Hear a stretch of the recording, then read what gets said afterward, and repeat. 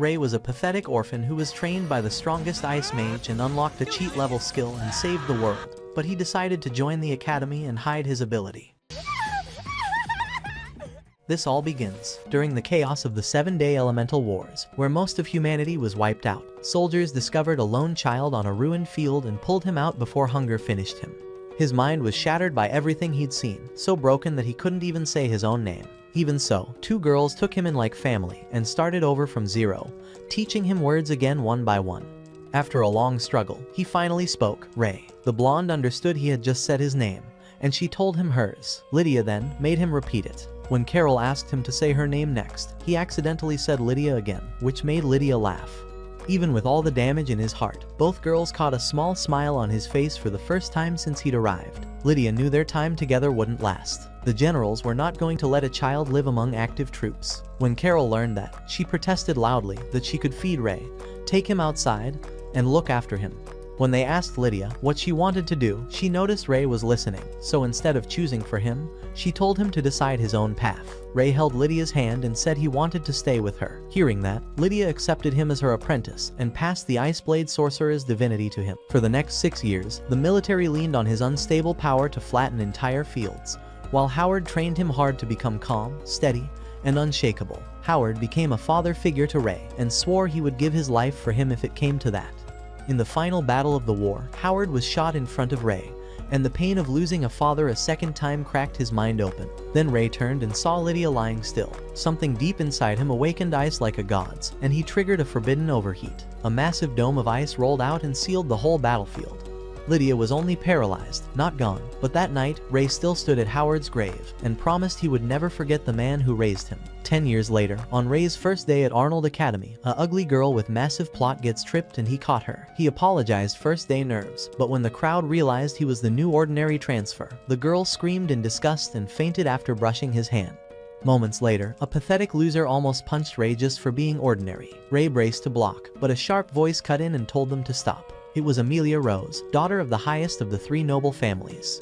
After Albert walked off with his lackeys, Amelia congratulated Ray for becoming the first ordinary to enter their school and promised she would protect him. In their first class, Albert kept simmering because an ordinary was among them. War memories rushed through Ray's head until Miss Gray flicked a bit of chalk that popped on his desk and told him to focus. She explained that sorcerers are ranked in 5 classes, and only 7 grand sorcerers exist at any time. The strongest of them, the hero of the elemental war, the Iceblade Sorcerer, had vanished after defeating the entire eastern continent. While Gray talked, Albert wondered out loud why an ordinary was sitting there when everyone else was striving to become grand sorcerers. The rest seemed to agree, but Miss Gray raised her voice and said only those who passed the exam could attend, no matter their status. For their first exercise, Gray said there are 4 categories of matter. She processed the world's code and shaped it into a bouquet of crystal roses, calling these basics the core of magic. After wiping the display away, a girl asked whether she had used anti-material code. Gray answered that no one in the world could use anti-material magic, then told the class to practice summoning crystal roses themselves. Amelia concentrated and formed a clean rose in her palm. Ray managed only a small cube of ice, which set Albert off, swearing he'd bring an end to Ray's worthless life. After class, Ray followed that student into the library and said he was also interested in Lydia's anti-material theories. He apologized for not introducing himself first. She shared her name, Elisa, and admitted she had admired Lydia her whole life. When Ray said he respected Lydia from the bottom of his heart, Elisa got so excited, her hat slipped off. She apologized and explained she hid her hair because people teased her for her half-elf ears. Ray told her they looked great, which flustered her, and when she quietly called him mature, it made Ray remember Howard saying those same words to him long ago. By the time Ray reached his dorm, his roommate had been waiting to meet him. He introduced himself as Evie Armstrong and said he wasn't like the other noble loudmouths, he believed in just one thing. Their handshake was strong enough that both of them knew the other was the real deal, and they ended up pulling off their shirts and laughing, glad to call each other Gym Bros. The next morning, Ray went out for his 30-minute run. The wind off his pace almost flipped a girl's skirt, so he doubled back and apologized for not slowing in time. She said it was impressive he could run that fast so early and introduced herself as Rebecca Bradley. On the walk to school, Evie explained Rebecca was tied to the second highest royal family and warned Ray to move carefully around her and Amelia. On the way to meet the principal, another student bumped into him. There was no soft landing, and Ray apologized for the hit. He added that he was happy to meet such a charming person, which made her brighten up. She introduced herself as the girl loved by pigtails themselves, Clarice Cleveland. Ray hadn't heard that family name before, but from meeting her he said it must be a lovely house. She said they'd probably become close friends, then remembered she was late and rushed off. Inside the principal's office, Ray bowed to Abby. She had been his colonel before. She told him to enjoy a normal life here, and for a moment, she seemed lost in memories of the time they had served together. By the end of the day, Ray was set to duel Albert. As soon as the match started, Ray deflected Albert's blade and pinned it into the floor, ending the round instantly. When Albert lunged again to finish things, Ray struck at the exact angle that would tear up the wood holding the weapon. Albert fell, and Abby was relieved to see the Iceblade sorcerer enjoying student life at last. That night, the dorm echoed down the corridor, while these two shake their dumbbells and climaxed. After they downed their protein shakes and joked around, Ray said he wanted to join 2 different clubs. Abby said that sounded impossible, but Ray hinted he had a plan. In a room built like an iron dungeon, a crowd of massive guys waited for Ray to arrive. Evie and the other members asked why he deserved a place in their environmental research club. Most of them thought he looked too lean and not nearly strong enough. The leader told him to take off his shirt. Ray showed a ripped frame and flexed to reveal the work he'd put in. One of them, excited, and told him he can riz any chick with that body. Ray explained he trained in the backwoods and showed his gold hunter license, proof he was one of the strongest around. Hearing that, the leader invited him to join, and the room erupted because their research club honestly felt like a muscle-brain morons. A few minutes later, Ray walked into a room full of girls, with Rebecca clearly running the show. He said he wanted to join their flower planting club, explaining that even on the worst battlefields, he could still spot a stubborn little bloom pushing through. One girl didn't buy it and whispered that Ray was just trying to get close to Rebecca, because people were doubtful, especially since Ray was an ordinary. They agreed to let Dina judge if he really deserved a spot.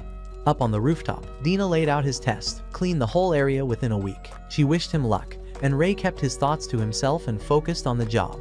On day 1, he started ripping out weeds by hand and clearing the beds. Dina watched from the side, checking how steady and patient he worked. When the weeds were finally gone, Ray leveled the soil and fixed the rough patches, moving a little at a time until the ground looked even. Down below, Evie yelled up a dumb joke about how intense the work looked, while Elisa calmly talked through spacing, seeds, and healthy soil so the plan wouldn't fall apart later. By day 3, Ray was pouring thin cement channels to separate sections for different flowers. The borders made the space look organized instead of wild. With the heavy work done, Rebecca showed up with a strawberry cream pie and said she had talked the school into approving it since she was the student council president. Ray thought that was impressive. She kept glancing at his arms, then asked if she could feel how hard they were. He nodded, and she pressed her fingers to his bicep, surprised at the strength. Ray said he'd trained for years in the backwoods. Amelia happened to pass by, noticed the scene, and stopped for a second, curious. On the 4th day, the garden was finished. Dina, still a bit reluctant, admitted he passed, and Rebecca officially welcomed him into the club. The next day in class, Professor Gray announced they'd be doing a practical in the Kafka forest, and everyone had to form parties of 4. Rose worried Ray would end up alone, but Ray remembered Abby's warning that a spy had slipped into the school and wondered how to move carefully. Evie walked up and asked to join his team. Ray mentioned he wasn't great with sorcery. Evie shrugged it off and said strength and grit would do. Ray looked for more people and asked Elisa to join. She quietly said she might not be helpful, but he told her she was exactly the balance they needed. After she agreed, Amelia stepped over and asked if they still had an opening. Ray told her he'd planned to include her from the start. A few classmates were stunned to see an ordinary building, a squad with Amelia and Elisa, especially a student who had just come back from a rough stretch away. Inside the forest, the instructor repeated the goal: reach the center in 24 hours, and collect as many stamps as possible from the monsters hiding in the woods. A flare popped in the air, and Ray's group sprinted off the line. After hours of pushing through brush and roots, a beast burst from cover and nearly took Elisa's head, but Ray yanked her back in time. The team spread out and raised their blades. Ray stepped in and cut the monster down with one clean strike, earning their first stamp. Night settled under the canopy. While they regrouped, Amelia asked where Ray learned survival skills like that and why he used a broken sword style so well. She wondered if the backwoods alone could teach that kind of calm. Her questions brushed up against old memories. Compared to the fields he'd known, this forest felt like a safe place. He thought about people he had lost and asked himself if it was okay to enjoy quiet moments when his comrades were gone. When the others noticed his mood shift, he said he was just tired. Later, while the others slept, Ray stayed awake on watch and remembered his master, telling him to enjoy a normal school life and that he could share his truth if he found people he could trust. At dawn, a scream cut the silence. Ray ran toward it, holding back most of his speed, so he still looked ordinary. An A-rank class monster had ambushed Albert's squad, and everyone was already bound up by vines. Ray opened his innate code and moved faster than normal reflexes should allow, sprang high, and drove his blade into the creature's skull. It dropped instantly. He sheathed his sword and offered Albert a hand. Albert slapped it away and claimed he had it handled, so Ray wondered what strategy he thought he was using. Ray's group arrived a moment later, and Ray asked Elisa to free the tied-up students. Amelia had seen the one-strike takedown and quietly wondered who Ray really was. Then the shadows shifted. A hidden spy flicked a dagger into the fallen monster, reviving it and forcing a warped evolution into an S-rank calamity beast. Its roar shook leaves from the branches, and nearby students cried out. Ray steadied his stance. At the same time, another party was moving through the trees. Clarice, hearing the roar, peeked from behind a trunk and realized she'd never seen anything that huge during a school trial. Ray launched back in, but when he landed and checked the wound, the hide was untouched. How did it evolve after dying? The creature swiped again. He caught the claws on his blade and slid backward over the loam. As he prepared to release ice, a wall of flame burst from the ground in front of him. Amelia had cast a fiery barrier, forcing the beast to stop for a heartbeat. Evie hurled a rock, the size of a helmet, and Elisa added wind, driving the strike into the creature's midsection and staggering it. Before it could recover, Ray stepped through, stabbed deep, and didn't let go until his cut carried through. The beast fell in two and went still. With the monster down, other students chose to travel with Ray's party. Watching the bigger group move together made Ray think of teammates he used to stand beside. Clarice, still hidden, had seen everything and wondered how Ray could be that strong, while calling himself an ordinary. Farther back, the spy watched, decided Ray was different, and slipped away without a trace. Within a few more hours, they reached the final checkpoint. After stamping the last mark, Amelia jumped toward Elisa in celebration and pulled her into a tight hug. Evie, laughing, joked that thanks to all his backwoods training, he could carry both of them if they got tired on the way back. When the contest wrapped up, the instructor announced that Ray's team had taken first place. Clarice cheered for them, but as she looked around, she caught a wave of sour faces. Lots of students were irritated that Ray had outperformed everyone else. A few days later, Lydia, who hadn't seen Ray for 2 months, was annoyed about the long silence. But as soon as she heard he was coming, she pulled herself together and waited. At the door, the housemaid Carla welcomed Ray and showed him in. Lydia noticed how much people respected him now, and Ray felt relieved that she didn't have to struggle like before. Over breakfast, Lydia shared disturbing news. A ruthless group called Eugenic had been kidnapping sorcery researchers and cutting into their heads to extract hidden techniques. She warned that they might try to lure him, and told him to keep his lock sealed unless it was truly a life or death situation. Hours later, they walked under the trees. Lydia asked if Ray had made friends at Arnold Academy. He said he'd found an amazing group, which made her smile. She told him to invite them next time, since anyone who could bring out that kind of smile had to be special. They stopped by an old tree, and Lydia mentioned the magic sword fighting tournament was coming up. She had won it 4 times already and asked if he would enter. Ray said he'd sit it out to hide his strength and cheer on his friends instead. She took a book from her bag, explaining it had been adapted for a student. When he told her she was incredible, she laughed softly, cheeks warm, and said he could keep saying that it made her happy. The next morning, during his long run, Ray sprinted past Elisa. A gust flipped the edge of her skirt, so he slowed and noticed how many books weighed down her bag. When he asked where she was headed, she said the library. With nothing urgent to do, Ray asked if he could come along. She flustered, stepped away to change into something more comfortable, and came back ready to go. Ray thought she looked genuinely cute and, privately, wished his own nerves felt as steady as her heartbeat. Inside the quiet stacks, Ray helped Elisa pick a book. She chose a volume by her favorite sorcery scholar, Dr. Answorth. While they read, Ray realized the book Lydia had given him was actually full of clever, student-friendly lines. After they left the shelves, he tried a couple of the lighter ones on Elisa in a joking tone. From behind a pillar, Clarice watched and wondered why Ray seemed to have forgotten her already. Just as she debated how to get his attention back, Ray walked over and invited her to lunch. She blinked and asked if he meant it like a date. He grinned and said he was just making her blush. Over lunch, Ray introduced Elisa as the classmate he studied with, explaining they often reviewed notes together. Then, he told Clarice she looked as striking as a painting, an honest compliment without going overboard. The 3 of them spent the afternoon eating, talking, and walking at an easy pace. When they finished, both girls said they had things to do and headed out. Right then, Amelia appeared. Ray jogged to her and asked why she was dressed so elegantly. She explained that noble events kept piling up, and the constant schedule was wearing her down. She apologized for venting, but Ray said it was better to talk than carry it alone. He mentioned that Clarice and Elisa had just left, which made Amelia a little jealous. She told him to come with her to the mall. In the shop, she tried outfit after outfit, while Ray offered steady, respectful compliments. He even slipped into English once to say, "I like that on you." Amelia asked why he seemed so at ease around girls. He said he grew up around many women and had never really thought about it. A spider suddenly dropped from above, and she ran outside in a panic. She blushes as Ray can see her massive plots, and ran coming back, flustered. When he steadied her, she noticed how warm his arms felt, and quietly wondered if she might share a personal secret with him someday. Meanwhile, Albert stalked through the forest, hurling flames and shouting that he would burn Ray's face off the map. The next day, Ray stretched with the other lifters and then headed to the gardening club. Dina handed him a spare key, explained that the other members had taken the day off, and put him in charge. Inside, he accidentally opened a side door while Rebecca was changing. He apologized immediately and stepped back out. A few minutes later, he returned to apologize properly. Rebecca said she usually wore more formal outfits and asked him to forget what he'd seen. Up on the rooftop, Rebecca showed him the layout and the flowers she wanted to plant. Ray gently asked if anything was bothering her. She said she was simply glad to have someone to talk to.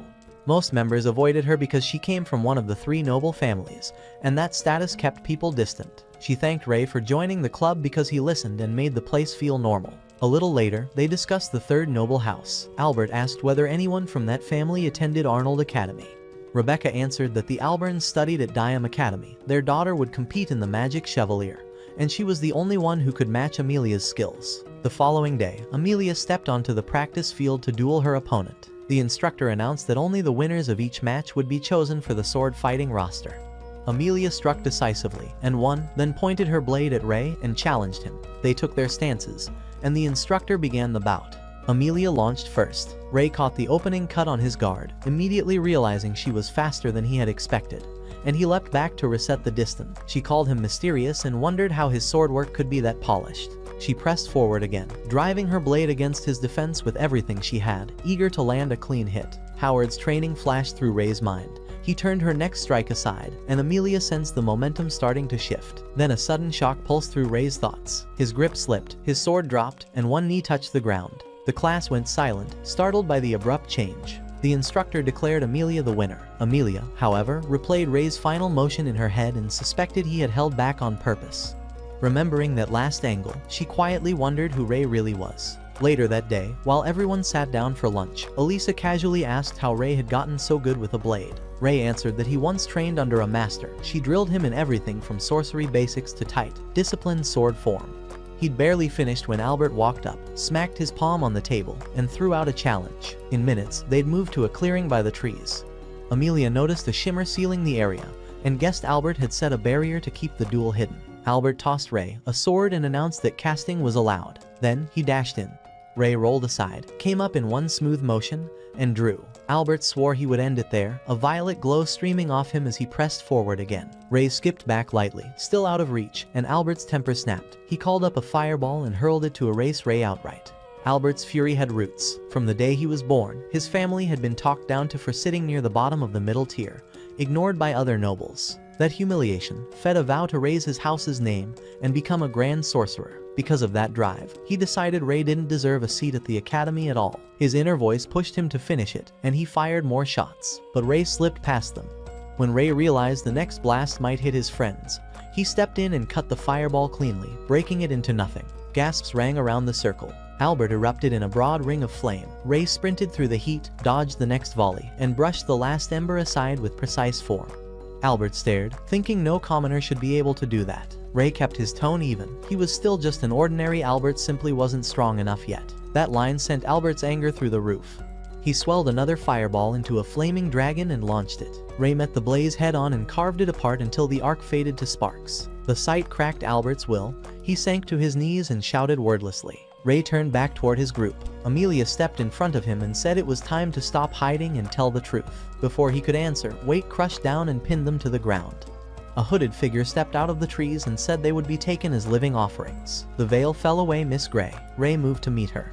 Realizing she was tied to eugenic, he promised he would protect every friend behind him. Her gaze shifted. The sorcerer's eye opened and Ray understood she had been the one who evolved the beast in Kafka Forest. She said she had already sealed a barrier over the site and was pleased. The academy's brightest were gathered. Their minds would be ideal sacrifices for eugenic. Ray raised his blade. Gray hopped backward and scattered fire snakes across the clearing. Ray slipped between the burning coils and closed, but she flipped her wrist and sent the flames curving toward his teammates. Time felt stretched thin. Ray heard Lydia in his memory, telling him there would be moments when he had to make the call. He chose. He released Kronos' lock. A wall of ice roared up and shoved the flames away. A cold aura rolled off him. Frost skated across the ground. "Forgive me, master," he whispered, then spread his fingers and called down icicle blades. Gray stared, stunned. The Ice Blade sorcerer was supposed to have vanished after the war, yet those blades gleamed in the air. Ray stated calmly that the title had been passed to him. Gray fired a huge fireball. Ray split it with a single stroke. She answered with Causality Draco, twisting outcomes, but Ray invoked anti-material code and unraveled it on the spot. She had insisted anti-material didn't exist. Now, she stumbled as he advanced, promising to show the real reach of his craft. Panic set in. She hurled more fireballs, each one blinked out the instant it formed. She spun to run. Ray cast his blades across the gap. Steel pinned her ankle, and she hit the dirt hard. Shaking, she begged him not to finish her. Sensing he would spare her, she detonated a burst from the ground. But the wave broke over Ray and faded. "Monster," she muttered. She ripped off her necklace to reveal a hidden syringe and drove it into her head, triggering the Dark Triad system. Flesh warped. She grew into a towering aberration, claiming this was the strength she'd awakened through a lifetime of research and sorcery. The barrier started to crumble, and the binding spell snapped off the others. Gray came at Ray again. He knocked her down, but she kicked up a ring of flame. He wiped it away instantly. He summoned icicle blades again. She couldn't land anything, and he said his power came from within, not borrowed tricks. She pulled together another giant fireball. Ray used deceleration to slow the shot midair, then applied lock registration and erased it. He explained, steady and clear, that ice sorcery could apply. Deceleration, paired with anti-material. He could invert code theory itself, returning hostile constructs to their prima material. That, he said, was the true nature of Iceblade sorcery. He lifted his sword and enacted material shift, sending a cutting vector at the teacher. Gray refused to yield and awakened mind infiltration, sorcery. But Ray kept cutting the invasive weave apart, and even launched more icicle blades straight into it. Heat began to spike under his skin. Frost crept up his arms, overheat licking at the edges as the output surged, but he still broke her next barrage. She saw the wobble in his control and gambled everything. With a furious drive, she shattered his sword. For a heartbeat, she believed it was over. Ray answered by unleashing Ice Bloom Profusion. The scattered ice motes spun together, roared into a freezing cyclone, and closed into a crystalline cone, trapping her inside a glittering prison. Spent, Ray dropped to one knee. He eased the flow down, then sealed it again with Kronos' lock. Shapes rushed toward him, his friends and the relief of having kept them safe washed through him. Then the world went dark. In the quiet of memory, he saw Howard walking away across a white field, telling him to keep living and that he would be watching from above. Ray woke. Lydia sat at his side, certain she would be angry. He apologized for releasing Kronos' lock. She shook her head and told him she was proud he had used that strength to shield his friends, and that one day, he would heal enough not to need the lock at all. Ray glanced around and noticed his teammates weren't there. A knot formed as he wondered if something had happened while he was out. Abby stepped in and explained they were resting, drained by magical energy loss. Lydia stood to go. At the doorway, Carla paused and quietly said Lydia had been deeply worried about him. Then the two of them slipped out. When they were gone, Abby sat down and spoke plainly. At first, she hadn't wanted to admit him to the academy. She believed he needed time away from the shadow of war to recover from what he carried. But Lydia had pleaded with her, saying Ray needed a normal school life, hallways, classes, friends, and some space to breathe. When word came that he had survived, Lydia broke down in relieved tears. Abby finished by sharing Lydia's wish for him, to enjoy his days at school, and to find his own happiness. After Abby stepped out, Ray's friends filed into the room to see him. Ray chose to come clean and apologize for hiding the truth. He told them he was one of the 7 Grand Sorcerers, the Iceblade Sorcerer. In the last battle, he'd overheated, lost control of his engram, and froze the entire field. When he finally woke up, everything nearby had become a wasteland. Lydia had stopped him from burning out his own life, and even now he kept his strength sealed with Kronos' lock so it wouldn't flare out of control. Hearing that, they understood his magic only looked weak because it was deliberately restrained. Still, Ray felt guilty for covering up his war-scarred past, saying his hands were stained by what he'd done, and wondered if he even deserved to stand beside them. Amelia took his hand and said she wanted him here, that whatever happened before, she trusted the kind person he was now. Evie added that Ray was an amazing guy and his training partner, and nothing in the past could change that. Elisa said she wanted to stay friends for life, and Clarice told him worrying was pointless because their group wasn't going anywhere. Amelia hugged him and promised not to leave his side, reminding him he wouldn't be alone. Memories of fallen comrades welled up, and Ray thanked everyone for staying with him. Late that night, when the halls were quiet, Albert slipped into the room, only to find Ray already awake. When Ray asked why he came, Albert said he was there to apologize. He'd done things he couldn't take back. Ray said he forgave him, calling it admirable to face your mistakes and honestly say you're sorry. Hearing that, Albert realized hate had never made him stronger. Accepting people and owning his choices would. Elsewhere, Amelia wrestled with her thoughts, feeling like a bird in a cage and certain she could never be like Ray. She even wondered why he never seemed flustered around her, then pushed the thought away. By morning, Abby announced that Miss Gray had left, and their new instructor introduced herself Caroline. Ray felt like he'd walked into a bad dream, but Carol was energized to teach and immediately outlined the magic sword fighting tournament. Out of 16 competitors from 3 academies, last year's victory meant their school could send 6 students instead of 5. She said she was counting on this class and even gave Ray a quick wink, which sent a shiver down his back. After class, Ray marched into Abby's office and demanded Carol be dismissed, saying she was the one person he couldn't deal with. She set off his temper and threw everything off. A quick brush on his shoulder startled him, and he slipped to the corner, trying not to make a scene. When the event days began, Amelia won her match in seconds. As she walked off, Ray noticed her expression wasn't happy and wondered what weighed on her. A few days earlier, her father had reminded her of her duties as the eldest daughter of one of the 3 great houses, saying she was expected to win the team spot and overcome her strongest rival, Ariane. The fear of letting him down had stuck in her chest. When Rebecca told Ray that Ariane had been chosen to represent her academy, Ray figured Ariane's swordwork must be excellent. The next day, after Amelia defeated another opponent, the instructor announced she'd won all her bouts and secured a position for the Magic Chevalier. Their friends celebrated, and they soon learned that Albert qualified in second. As Amelia left, she thought about how a loss would disappoint her father. Ray felt something was off. While Evie slept, Ray stayed up late, thinking over Lydia's book. At sunrise, Ray met Amelia, congratulated her on qualifying, and said he knew she was doubting whether she was ready. With a month left, he offered to train her and held up the book, saying it would guide their work. Excited to learn Ray's way, Amelia accepted immediately. He warned the regimen would make her stronger if she could endure it. That night, she dreamed about the day she first met Ariane, how they had slipped out to a balcony and shared food, how years of games had turned them into closest friends. One sunset, Amelia thanked Ariane for always being there. Ariane said she was the lucky one and hugged her, asking to stay friends forever. Amelia promised. Then the day of their mock battle arrived. Amelia rushed in, Ariane dodged and parried, and offered a hand to help her up. Amelia stood on her own and walked away without speaking, and after that, she never said another word to Ariane. Pressure from her status had started to consume her. To survive, she convinced herself she had to win. The next morning, Ray landed in front of her wearing a goofy knockoff mask and introduced himself as Master White, her new ranger coach. For Drill 1, he ordered her to run the length of Kafka Forest without any body enhancement sorcery. As they set off, he told her to rely only on raw stamina. By the end, she was completely drained. He called it an easy first day and warned it would only get tougher. She nodded and then promptly fell asleep on her desk. When Evie asked what happened, Elisa explained this was all part of Ray's plan.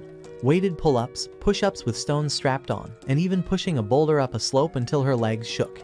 At one point, she nearly collapsed, realizing she had nothing left. That night, her thoughts slipped again to Ariane running away. She fell, but Elisa lifted her with her plots, and Clarice wearing bunny cause, squeezed her hand and told her to keep going.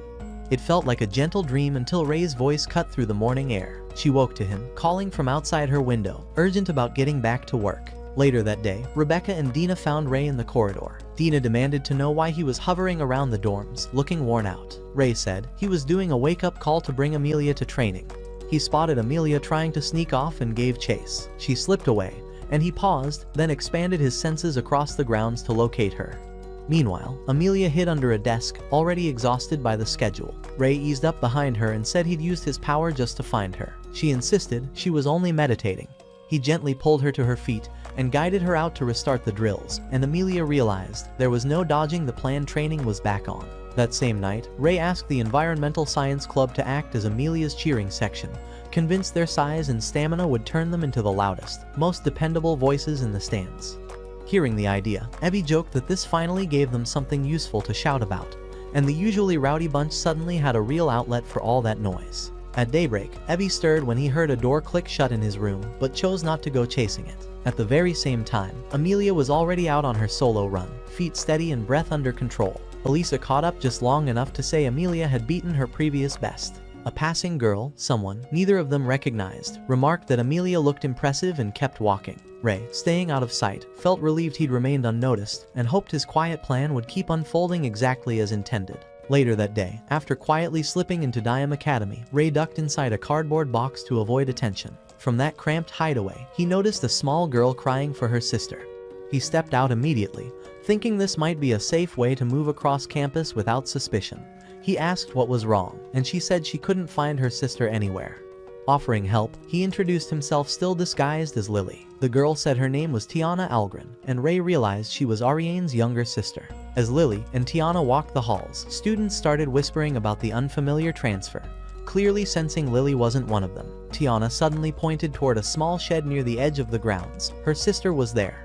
When Lily reached the table, Ariane thanked her for leading Tiana back and introduced herself in a calm, direct voice. Almost immediately, Ariane's eyes narrowed. She understood that Lily wasn't enrolled and asked plainly who she really was.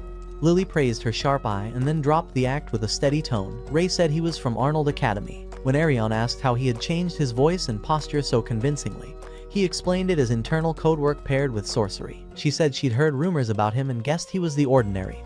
When she asked how she could repay his help, he proposed a friendly spar. Minutes later, they faced each other for a practice bout. Ray wanted to see the full range of Ariane's technique. She burst forward to knock his wooden blade aside. Her pace was smooth and balanced, and her footwork wasted no steps. She spun lightly, shifted her angle, and their weapons met again with a crisp knock.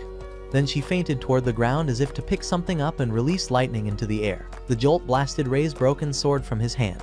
Impressed by her timing and control, he told her she was strong.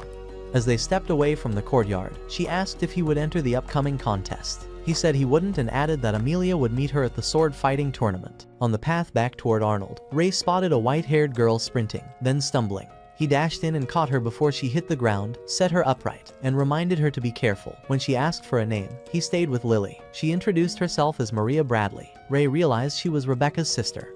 Maria said she no longer had doubts about attending their school, and asked Lily to wait until next year, then hurried off with new confidence. Meanwhile, at Arnold Academy, Amelia finished another tough training session and leaned against a wall to catch her breath. A girl perched on the wall praised her effort. The others stared, confused by how she was speaking in Ray's voice. Ray admitted it was actually him in disguise, and the surprise froze them for a heartbeat before it turned into quick, stunned laughter. A few days later, the group visited Lydia. She teased Ray about looking taller. He told her to focus on her health and introduced his friends one by one. Lydia welcomed them warmly, and even signed Elisa's book when she learned Lydia was her favorite sorcery researcher. After greetings were done, Lydia asked Amelia to talk privately in the next room. At the same time, Carla brought Ray into the kitchen and quietly explained that another covert faction, the Grim Reapers, had been planning an attack, most likely timed to the sword fighting tournament when crowds would be largest. Ray promised he would watch closely and protect his friends if anything happened. In the other room, Lydia asked Amelia what had been weighing on her, adding that Ray had been worried for days, and had sent letter after letter, wondering how he could make her happy. Lydia said she knew Amelia was holding back part of her own talent. She added that, although she had taught Ray almost everything she could, she had never been able to teach him the human heart. When they first found him, he had been a broken child surrounded by soldiers, and he survived by locking his feelings away. Now, for the first time, he had real friends at his side. Lydia told Amelia that if she truly wanted to change her life, she needed to trust her friends, and that Ray was someone she could trust. When everyone regrouped, Lydia suggested they change into swimwear and relax at the pool that evening. That night, Abby thanked Ray for inviting him to meet his master. Ray quietly wished Abby hadn't arrived with Carol, but Evie said the visit was still worth it. The girls gathered by the water. Clarice glanced at Elisa with a little envy over her look. Carol showed up far too energized and cast a flashy spell that sent the poolside into chaotic, splashy laughter, waves slapping across the deck, and everyone scrambling to get out of the spray. The next morning, Amelia hit the track for more drills, and Ray quietly noted how much stronger she looked. Longer stride, steadier breathing, sharper focus. When they stepped beneath the trees, he drew his blade and tapped the paper rose over his chest, telling her to cut it cleanly. Seeing hesitation in her eyes, he told her directly that he trusted her strength and judgment. She exhaled, reset her grip, drew her sword, and burst forward for the strike. A few days later, with the sword fighting event about to start, Abby declared the tournament officially open, her voice ringing under the rafters. In the tunnel beneath the stands, Ariane walked up to Amelia, offered her hand, and said she would be waiting in the final match. Amelia wasn't sure she could win, but she shook the hand anyway and held Ariane's gaze. In the semifinal, Amelia drew a weaker opponent. Abby restated the rules. You win by knocking out your rival or by destroying the rose attached to their chest. At the signal, the opponent charged straight in, swinging hard. As he cut across at her, Amelia vaulted past and landed light on the far side. When he lunged again, a tight burst of flame broke from the ground at the exact mark she had chosen, and his rose crumbled to ash in a blink. Abby lifted her arm and declared Amelia the victor. From the start, Amelia had buried a prime sorcery seal beneath the soil and lured him onto it. The timing triggered exactly as he stepped, and the trap finished the job. As Ray left the corridor, he crossed paths with Albert and told him it was his turn. Albert accepted the rose and strode to the floor. His opponent was Ariane. At Abby's call, they met in the center, blades clashing in quick flashes. Ariane added sorcery, and Albert slid back hard. She told him to surrender. Albert remembered Ray's words, admitting weakness is the first step to getting stronger, and said he wouldn't quit. He pressed again, and this time he actually knocked Ariane's sword from her hand. Thinking he had it, he paused for a heartbeat, and she awakened a binding technique, caught his weapon mid-motion, snap broke the steel, and slammed him off the dais. Abby declared Ariane the winner. Flat on his back, Albert stared up at the bright sky, while Amelia wondered how she could possibly defeat Ariane. Meanwhile, Ray walked the service tunnel with his awareness wide. Something slid past him soundless and wrong like a creature clinging to the wall. A thin shadow crept in from behind and then simply vanished, as if peeled away. A voice came from the dark. The Environmental Science Club captain stepped forward, introduced himself as Rex, and led Ray into a side room. Several women waited with set faces. A ring of masked men stood along the walls. Ray took in the scene, brow tight. Carla explained they were agents of the Hale family, the bloodline that runs the kingdom's intelligence office. She also said Rex was her brother. Abby added that the Grim Reapers had infiltrated the tournament to abduct daughters of top noble houses. She warned Ray to stay alert, and Rex promised support the instant the enemy showed themselves. That night, Ray watched the arena lights through the window, and decided there was no world where he let danger touch Amelia. He vowed to stop the Grim Reapers and keep the team safe.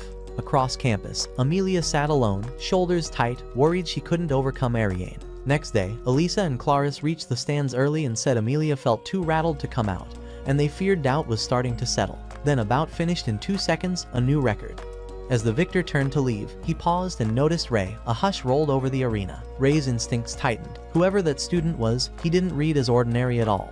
That night, Ariane trained until the boards complained. She kicked a heavy bag, followed with a crisp punch, planted her heel, and drove a strike that made the plank split.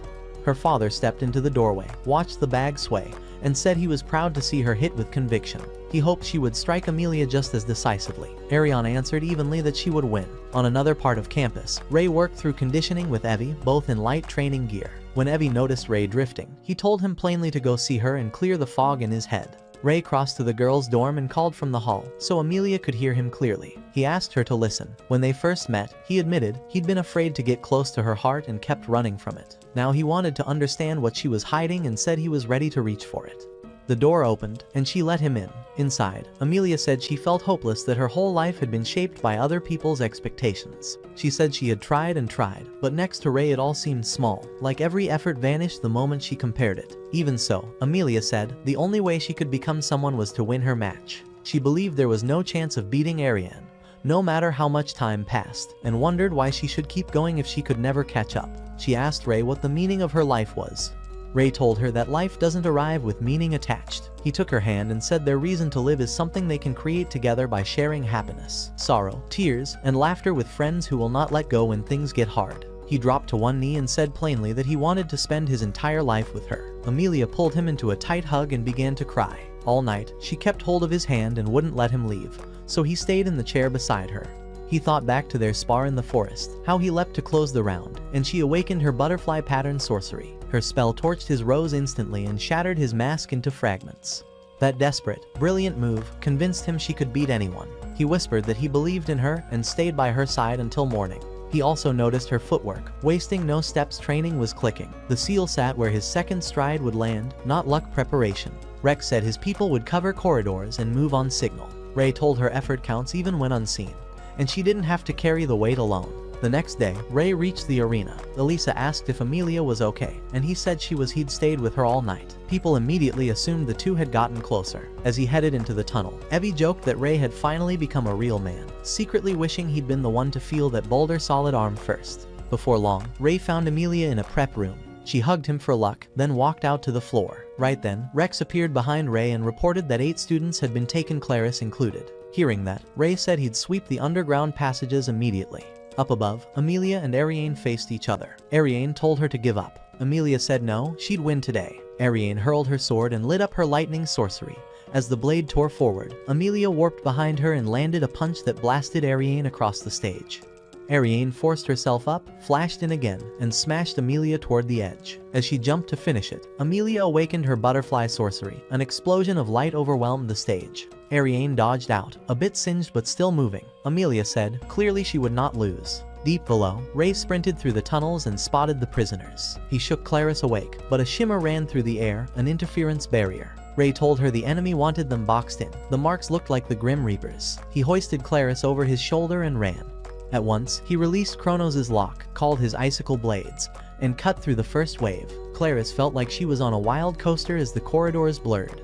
The enemy snapped a darkness veil over the hall, but Ray answered with an anti-material field, tearing their spell apart, and, on the surface, it even disrupted the butterflies for a moment. When the attackers tried to retreat, Ray stabbed the ground and froze the exits, pinning them in ice without killing them. Rex arrived as Ray said they were alive and dashed for the arena. By then, Amelia and Ariane were both breathing hard. Ariane warned she would now reveal her strongest sorcery. Amelia sent butterflies to pin her path, but Ariane stepped out and suddenly appeared at Amelia's back, hammering her again. Amelia staggered, reset, and Ariane vanished and reappeared, weaving past every butterfly and launching a strike that launched Amelia nearly 25 feet up. The crowd gasped. Even so, Amelia refused to yield. She tried to stand and felt how drained her body was, bones aching, grip shaky. Doubt crept in, but flashes of her friends, Elisa, Clarice, Evie, and Ray's promise to stay beside her played in her head. Then she heard Ray cheering from the tunnel. Something clicked. Amelia opened her ultimate state. I won't be reachable anymore, she said, and triggered the butterfly effect. Ariane burst forward to finish. It then stumbled as Amelia vanished from the line of attack. Ariane caught herself before falling off the edge, looked up, and saw Amelia right in front of her. She tried to hit again and got brushed aside like air. Amelia said calmly, "You can't touch me." Ray realized what she'd awakened, concept interference, a rare code that fewer than 1 in a million ever unlock. By tweaking causality at the last instant, Amelia rewrote the outcome of Ariane's strikes, making any normal hit fail before it existed. Physical attacks simply wouldn't land. Seeing Ariane's breathing grow heavier, Amelia asked her to surrender. Ariane answered that she wouldn't. She charged again. Amelia re-engaged the butterfly effect and parried her whole approach. A butterfly flashed at Ariane's eyes and burst. At that same moment, Amelia felt blood at her nose, her body straining under the load. Ray's stomach tightened. She was close to overheating. Still, Amelia refused to back down. Ariane shouted that she wasn't losing either. They clashed again. A butterfly burst. Ariane slipped a kick through. Amelia countered with a burning strike, but Ariane shielded it just in time. Their movements mirrored two fighters throwing the same solutions, colliding in the center. They even tried a headbutt and nearly fell together, legs wobbling. They rushed one more time. The world went white with the impact. When Ariane opened her eyes, she was on her back, staring at the ceiling. Amelia stood, barely, and the result was clear: Amelia had won. Amelia smiled with relief that Ariane was okay. Ariane said Amelia had grown stronger. Amelia answered that she only improved because she was desperate to reach Ariane's level all these years. Ariane admitted something she'd never said aloud. She'd tried to be the perfect aristocrat, so she could lead her closest friend by example. Amelia realized Ariane had been carrying her own weight for Amelia's sake and stepped forward to hug her. The embrace echoed a memory from when they were little, and tears gathered as that moment resurfaced. Ariane congratulated her. "You're the true champion."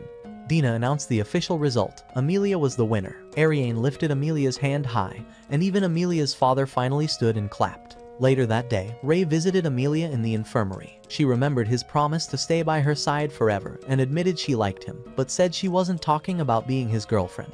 She asked if he had already figured out the power inside her. Ray said that during training, he only sensed a huge energy deep within her, nothing more specific. He told her he was proud that the drills paid off, because it proved she had pushed herself as far as she could. He congratulated her, offered a solid handshake, and she thanked him. Amelia said knowing him helped her open that hidden strength and accept the responsibility that comes with her noble status. The next morning, Dina announced the beginning of the final duel. Rebecca walked out to face the mysterious swordsman everyone had been whispering about. His name was Lucas. Rebecca focused, her golden eyes flashing as she set her stance. Lucas took one smooth step, invoked his 8th secret technique, and dropped darkness like a curtain around her. In the same instant, he cut the rose on her chest. The strike landed so fast, she didn't even see the motion, just the afterglow and the blackout. The entire arena froze, stunned by the speed.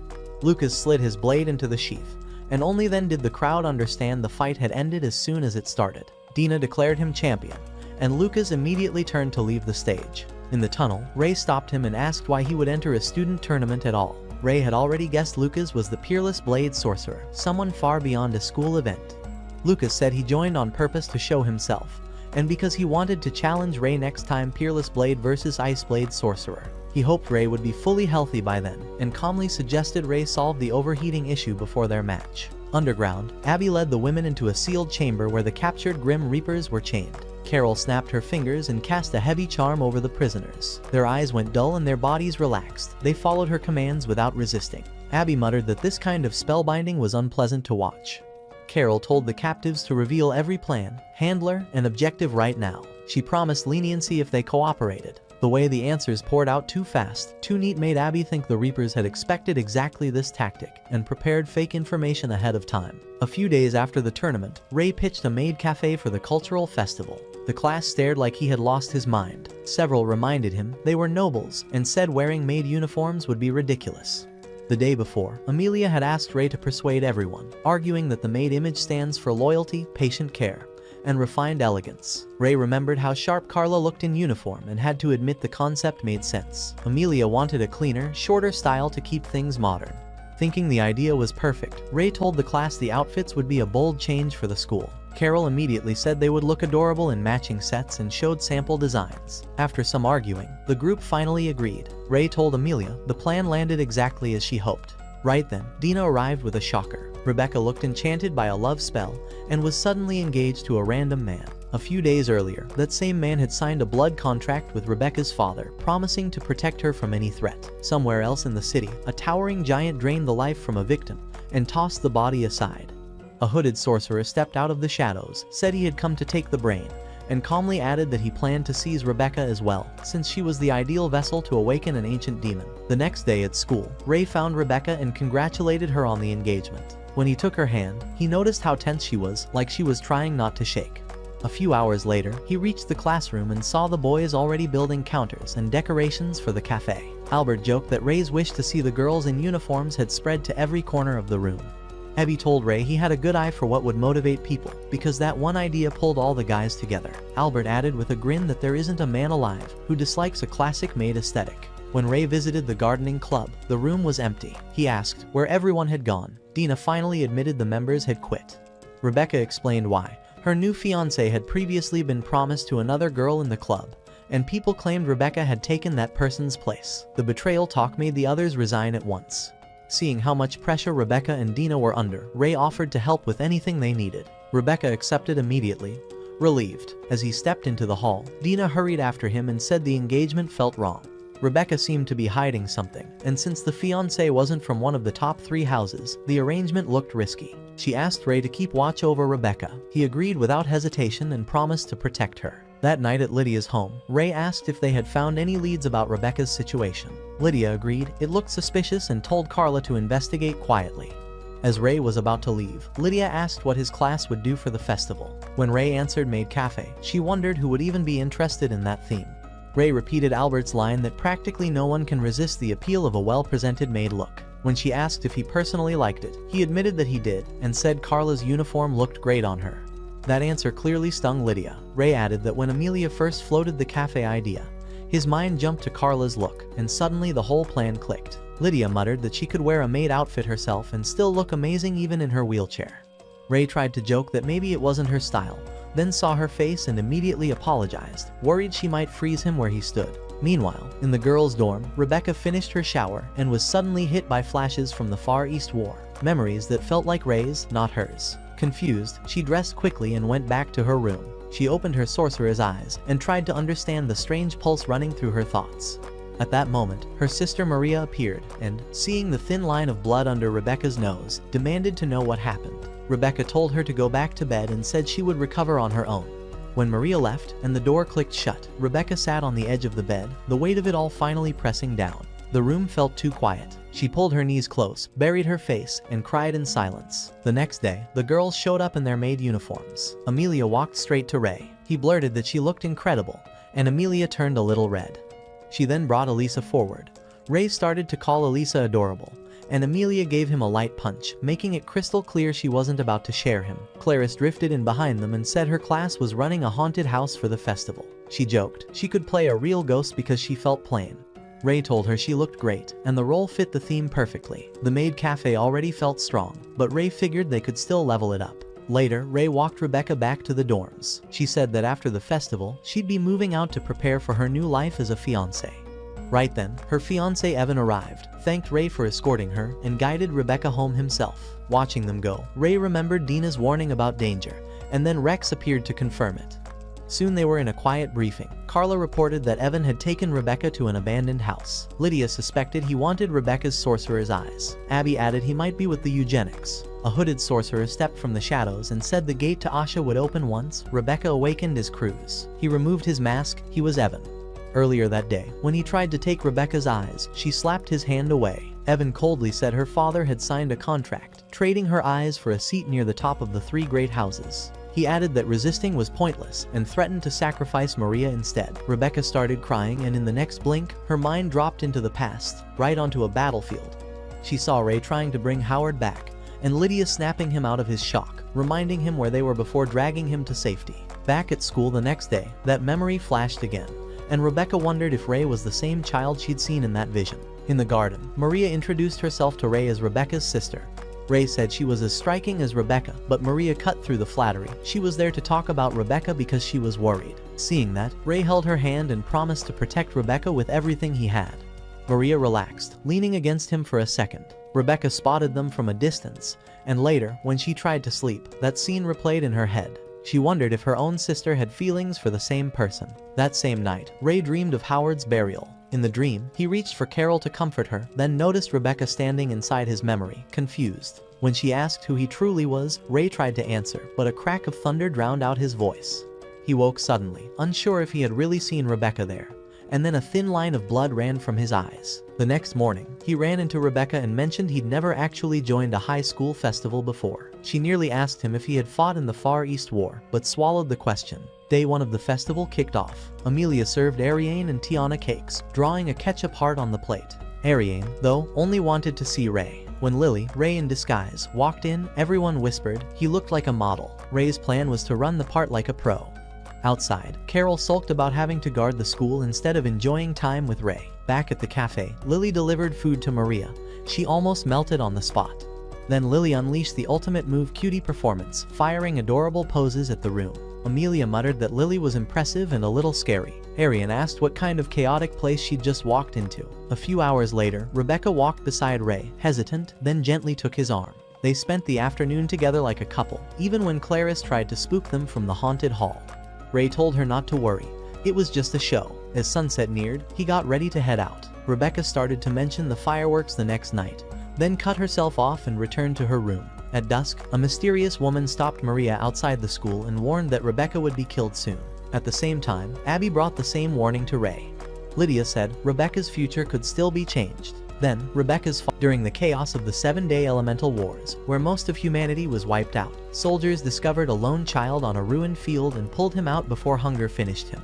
His mind was shattered by everything he'd seen, so broken that he couldn't even say his own name. Even so, 2 girls took him in like family and started over from zero, teaching him words again one by one.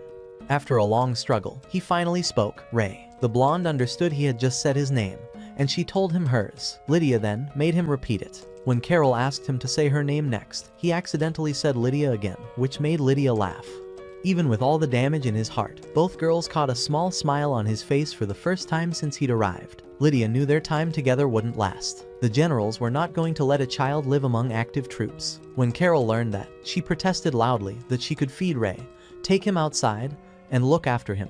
When they asked Lydia what she wanted to do, she noticed Ray was listening, so instead of choosing for him, she told him to decide his own path. Ray held Lydia's hand and said he wanted to stay with her. Hearing that, Lydia accepted him as her apprentice and passed the Iceblade Sorcerer's divinity to him. For the next 6 years, the military leaned on his unstable power to flatten entire fields, while Howard trained him hard to become calm, steady, and unshakable. Howard became a father figure to Ray and swore he would give his life for him if it came to that. In the final battle of the war, Howard was shot in front of Ray, and the pain of losing a father a second time cracked his mind open. Then Ray turned and saw Lydia lying still. Something deep inside him awakened ice like a god's, and he triggered a forbidden overheat. A massive dome of ice rolled out and sealed the whole battlefield. Lydia was only paralyzed, not gone, but that night, Ray still stood at Howard's grave and promised he would never forget the man who raised him. 10 years later, on Ray's first day at Arnold Academy, a ugly girl with massive plot gets tripped and he caught her. He apologized first day nerves, but when the crowd realized he was the new ordinary transfer, the girl screamed in disgust and fainted after brushing his hand. Moments later, a pathetic loser almost punched Ray just for being ordinary. Ray braced to block, but a sharp voice cut in and told them to stop. It was Amelia Rose, daughter of the highest of the three noble families. After Albert walked off with his lackeys, Amelia congratulated Ray for becoming the first ordinary to enter their school and promised she would protect him. In their first class, Albert kept simmering because an ordinary was among them. War memories rushed through Ray's head until Miss Gray flicked a bit of chalk that popped on his desk and told him to focus. She explained that sorcerers are ranked in 5 classes, and only 7 grand sorcerers exist at any time. The strongest of them, the hero of the Elemental War, the Iceblade sorcerer, had vanished after defeating the entire eastern continent. While Gray talked, Albert wondered out loud why an ordinary was sitting there when everyone else was striving to become grand sorcerers.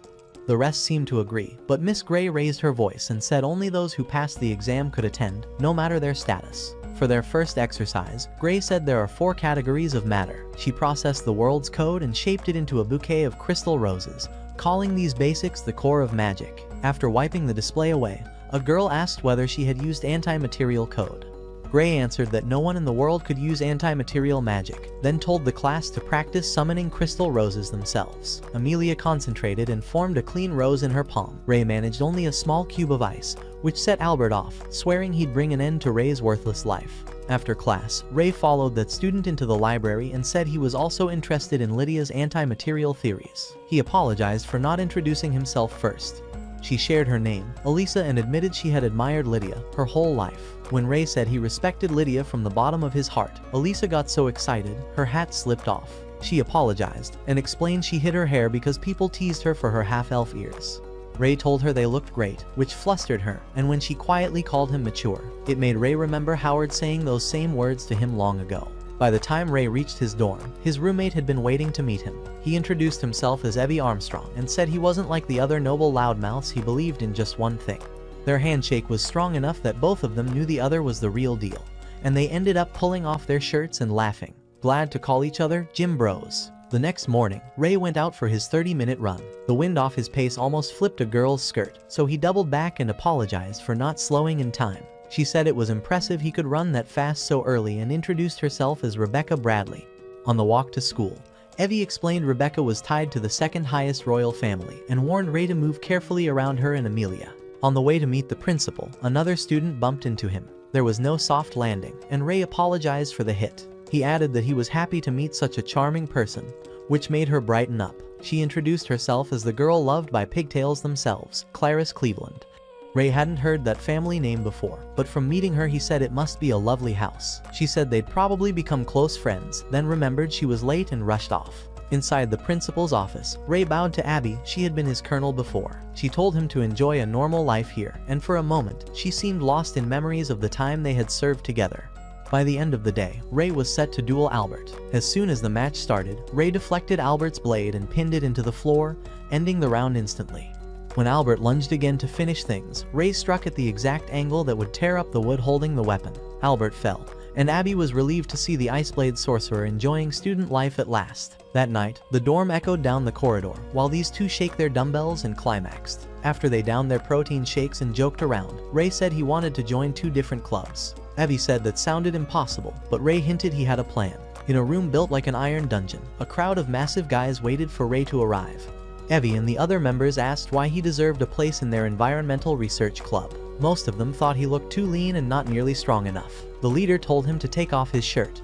Ray showed a ripped frame and flexed to reveal the work he'd put in. One of them, excited, and told him he can riz any chick with that body. Ray explained he trained in the backwoods and showed his gold hunter license, proof he was one of the strongest around. Hearing that, the leader invited him to join, and the room erupted because their research club honestly felt like a muscle-brain morons. A few minutes later, Ray walked into a room full of girls, with Rebecca clearly running the show. He said he wanted to join their flower planting club, explaining that even on the worst battlefields, he could still spot a stubborn little bloom pushing through. One girl didn't buy it and whispered that Ray was just trying to get close to Rebecca, because people were doubtful, especially since Ray was an ordinary. They agreed to let Dina judge if he really deserved a spot. Up on the rooftop, Dina laid out his test, cleaned the whole area within a week. She wished him luck, and Ray kept his thoughts to himself and focused on the job. On day 1, he started ripping out weeds by hand and clearing the beds. Dina watched from the side, checking how steady and patient he worked. When the weeds were finally gone, Ray leveled the soil and fixed the rough patches, moving a little at a time until the ground looked even. Down below, Evie yelled up a dumb joke about how intense the work looked, while Elisa calmly talked through spacing, seeds, and healthy soil so the plan wouldn't fall apart later. By day 3, Ray was pouring thin cement channels to separate sections for different flowers. The borders made the space look organized instead of wild. With the heavy work done, Rebecca showed up with a strawberry cream pie and said she had talked the school into approving it since she was the student council president. Ray thought that was impressive. She kept glancing at his arms, then asked if she could feel how hard they were. He nodded, and she pressed her fingers to his body.